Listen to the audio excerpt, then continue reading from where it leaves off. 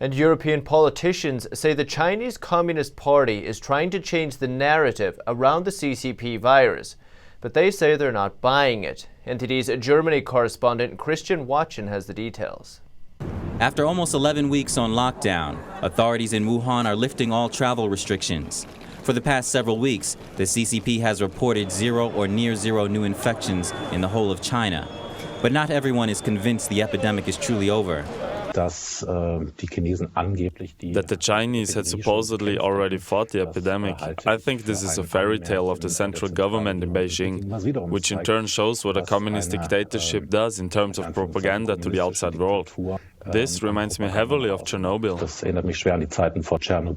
Criticism is growing over the CCP's failing to contain the virus.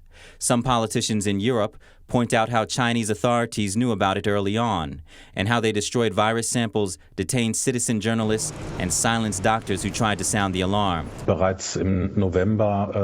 Already in November, the first reports within China were forwarded to Beijing and to the health authorities that there is a new lung disease. And typical for a system like China's, which is not democratic and pluralistically set up, they therefore first tried to cover it up.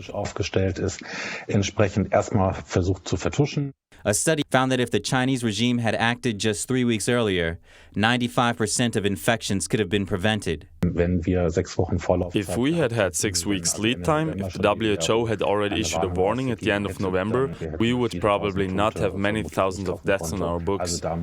China must be held accountable. As countries in Europe continue to struggle with the pandemic and its fallout, some observers see it as a chance to gain more clarity on the CCP's true nature and its intentions.